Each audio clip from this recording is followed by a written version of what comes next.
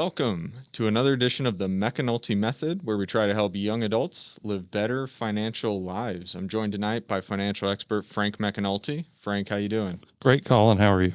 I'm good. We've been having a great conversation so far about some of the basics of personal finance, and I'm really excited. Tonight's episode, something everybody wants to talk about, investing, what to do with their money, how to make their money grow. So, let's jump right into some of the investing basics. Frank, can we start with you hear this phrase time value of money? Can you kind of help explain what that is?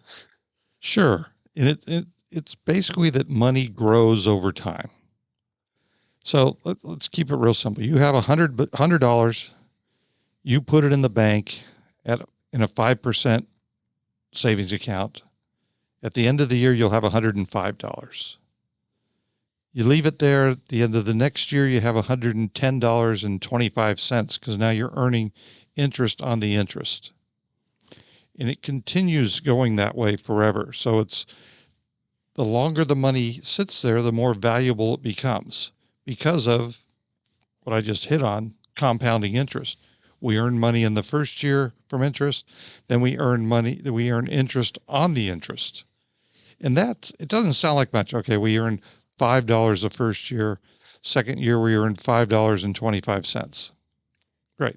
But it's not the first year and the second year that matter. It's the 10th, the 20th, the 30th, when you keep just adding to this interest and going on and on and on. And it really has a snowball effect towards the end of your working career where it just is really gathering a lot of money. Well, I was going to say, we talk about, why is it so important to start investing, in your 20s and investing as soon as possible. And it's exactly what you brought up, if over the course of a 40-year working career, it's something like 50% of the money you're going to have to retire on is made in the last 10 years of Right. And it's once again, it's the compounding effect. So if you put $500 away a month for the first 10 years of your working career, so you put away $60,000 during those 10 years, $6,000 a year, 10 years in the stock market, in a Roth IRA account where you're not being taxed, where all your gains just stay in the account and keep growing. If you just earn 8% a year on that money, you're only going to do it for 10 years. At the end of 40 years, you'll have $1 million. Now, let's say you get 10% on that money instead, which there's a lot of funds on Fidelity and Vanguard and Schwab that can show that over time. You go from 8% to 10%. Now you make $2 million. That money becomes $2 million. Let's say for grins, you do 12% because there are funds out there that earn about 12 that have earned over their lives 12% in the stock market. You're up to $4 million. So you put $60,000 in and you end up with $4 million. That's pretty incredible. But even if you're just at the 8%, turning $60,000 into $1 million over 40 years, and you didn't have to do anything except save money for 10 years. That's why it's so important to start saving so early. And, quite honestly, you say, well, I'm going to need money for this. So yeah, you're going to get married. You want to buy a house. You do this. You want to do this. Yeah. People don't have kids nowadays a lot of times until they're in their 30s. Use those first years to sock away as much money as possible. Then you don't have to worry about it because, quite honestly, when you're in your 50s, you're not going to get that much compounding left on it anyway. So do it early, do as much as possible, and you'll be very happy later in life. As you mentioned too, a little bit, what doesn't seem like a big difference makes a huge difference. Even that 1-2%, how much you put in. So, Frank, that I think that was a great summary of the introduction and the value of time. Let's dig a little deeper. When you actually go in to start thinking about investing, even if you are working with some kind of advisor, they're going to present you, or even your employer when they say it's time to, where do you want to put your 401k and things of that nature, and you see all these options, stocks, bonds, you not really sure. Can you talk a little bit about at the individual level what the difference is there, and then we can get into maybe the difference in some funds and whatnot. Yeah, we could do that. This, very involved topic. We may have to revisit some of this later just to get into more detail on each segment. But, you know, yes, the first thing, people say, "Oh, I'm gonna buy a stock." Okay, what stock are you gonna buy? How much work are you gonna put into buying these stocks and bonds? You're gonna do research on and on and on.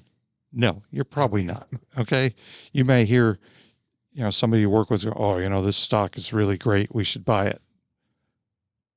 You have to ask yourself, how come you're so lucky to hear about this great stock that's going to keep going up?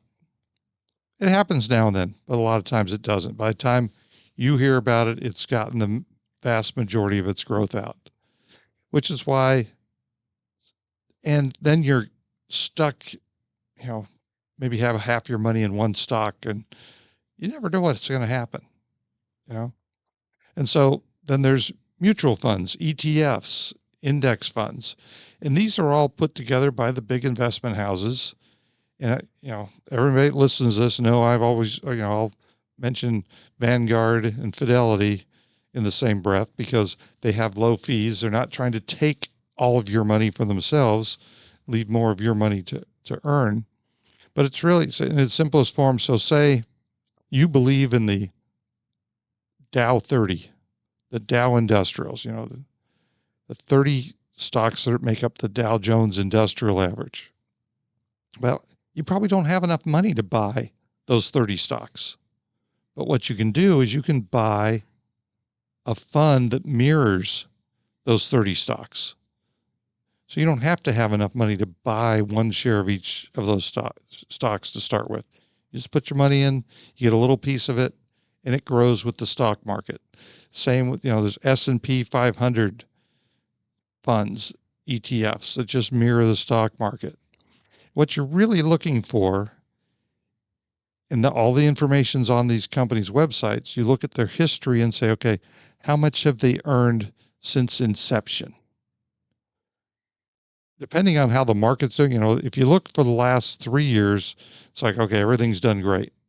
That's not what you care about. You want to care about how have they done over the last 20, 25 years to show that it just wasn't luck. And you, No, go ahead. and you'll find there's a lot in there that, 10, 12% annual return over since their inception 20, 30 years ago. I was gonna ask, we were touching on stocks. Can you talk a little bit about bonds real quick before we continue? But honestly, I'm not sure a young investor needs to worry about bonds because that's just basically putting your money into a savings account.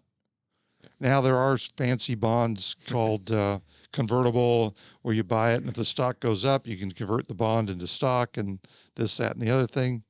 Those can be good things. But really, for the young investor, you want to be in the stock market. You want to be buying into the growth of the American economy. No, that's all great advice. And you touched a little bit on the difference between the index funds, mutual funds, ETFs.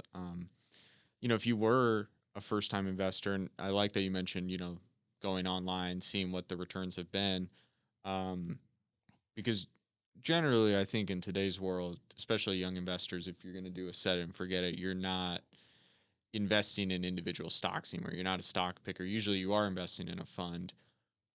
What about looking at what's in the fund? Would you have any advice for deciding that way? Well, yeah, that always can be an issue because these funds have all these different names. And I've looked before. And what you can do when you go on the websites and look at these funds, they will tell you what their holdings are. Like the S&P 500 will tell you all 502 stocks that are in that fund. I don't know why it's 502 and it's the S&P 500, but that's the way it is. And so you can see that, what's their biggest holding?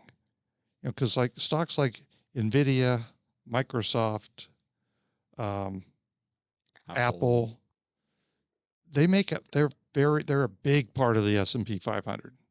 And when you're buying the S&P 500, you're not buying 1/500th of every stock in Right. They're it. all weighted differently. They're all weighted different because these companies have gotten extremely valuable, and so they make up a bigger portion of what's the S&P 500.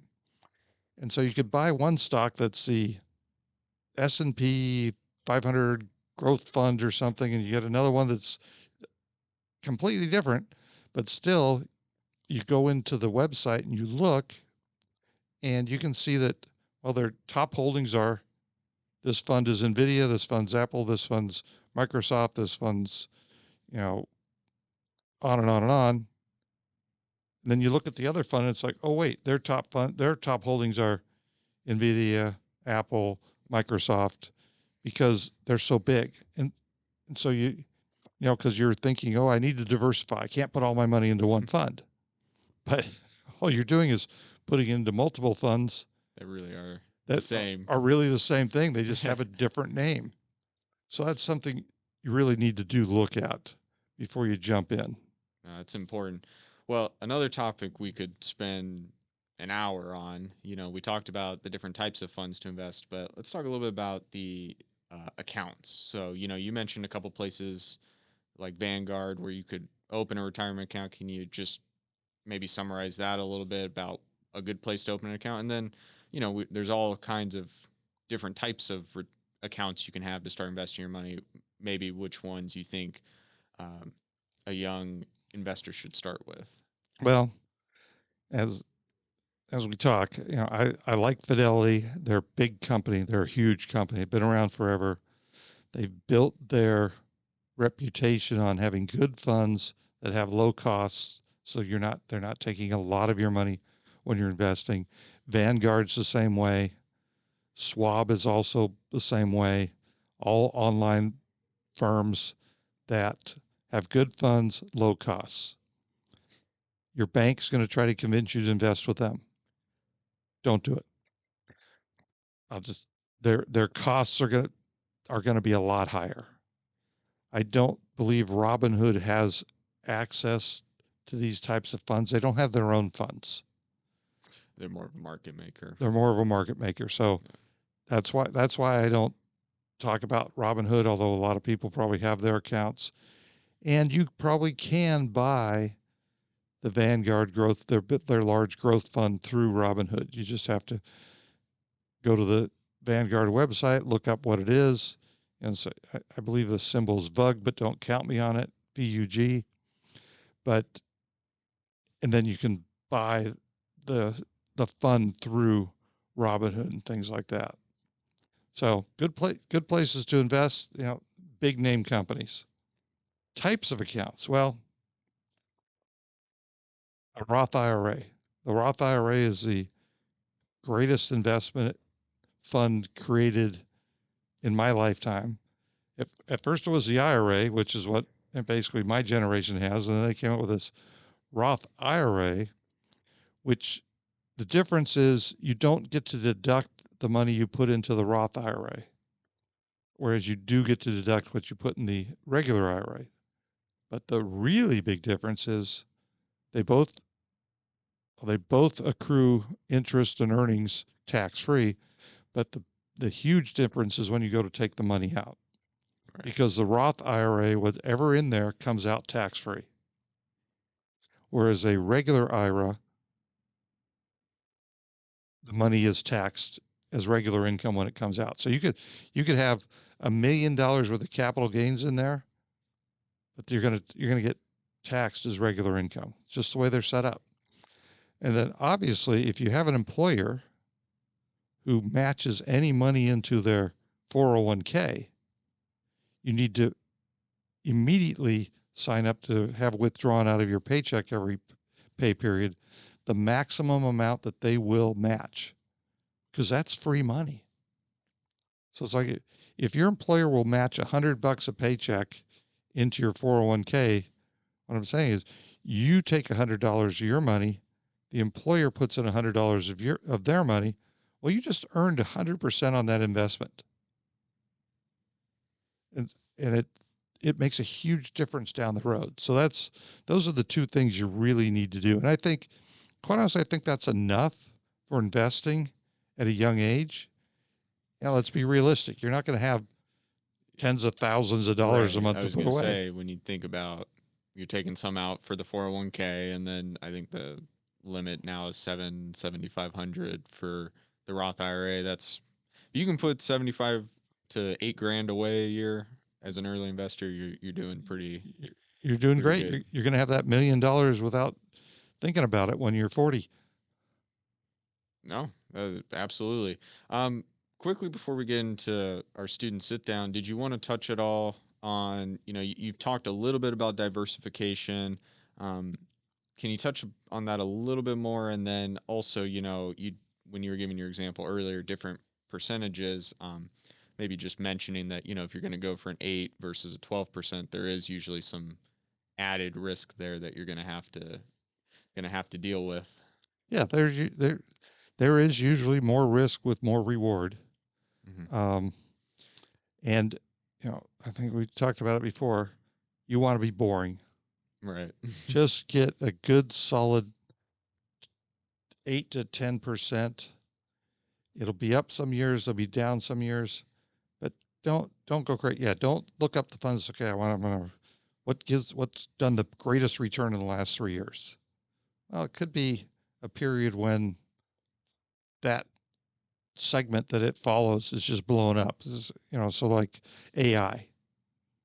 So if you say, okay, I'm going to put all my money into these AI stocks because they've tripled in the last 3 years. Yeah. Uh, They're probably not going to triple again. I was going to give the example when we went to COVID, and you look at like a company like Zoom or somebody like that whose stock tripled when everything went online. Well, Oh that's yeah. that's certainly come back down to earth. Hmm. No, I think that makes sense. And then so quickly to end on the student sit down, somebody asking, should they be investing in the market right now? Frank, it's kind of what you were just talking about, right? Not getting too caught up looking in very the now in the very recent past, but they're saying that they have about $500 per month to invest after their monthly expenses. They put a decent chunk of money already into stocks ETFs over the past couple of months, but they've lost some money. It's been a tough year, and they're worried about continuing to put money. They are in Vanguard each month, so they're asking, should they be putting money into stocks ETFs in the current economy, or is now a good time to buy low? Well, we'll start with the last statement. Is now a good time to buy low? I don't know. Could go lower. But here's the deal. It's sort of like buying real estate. Now's the time to put your money in the account. If it goes down more, you'll get more next time you put money in. If it goes up, you'll get less. But you're investing for the next 40 to 50 years. You're not investing for tomorrow. You're not investing to take the money out in 6 months and buy a car. You're investing for your future retirement. And if you believe in the economy of the United States, which I'm a firm believer of because it just works better than any place else on earth, then just invest for the long term. Just keep putting the money in, make it boring, like I always say. And every month, just put it in there, leave it alone, do whatever's possible not to check the balance every day 6 times. And, you know, if you check every quarter, especially if you're in good funds, if you're buying individual stocks, that's different because now you got to worry. Okay, the stock's going to go down. But if you're in a fund and the economy is doing well, it'll go up. Even if it doesn't do well for a while, it's not going to affect you because you're going to keep buying as you go along. You're not trying to time it. Timing the market's very, very difficult. No one knows when it's going to turn one way or another. So just keep putting the money in every month for those first 10 years and you'll be very happy. Well, Frank, I think we'll leave it at that. Thank you for coming on here. I know we could go for ever on this, so we'll definitely do some follow-up episodes. But Frank, thanks for coming on and talking a little bit about the basics of investing. And for those out there listening, stay tuned because next time we're going to be talking about something maybe not as fun, but just as important, paying taxes and maybe how can we save some money at tax season. So you'll definitely want to tune in for that. Frank, thanks for coming. Thanks, Colin.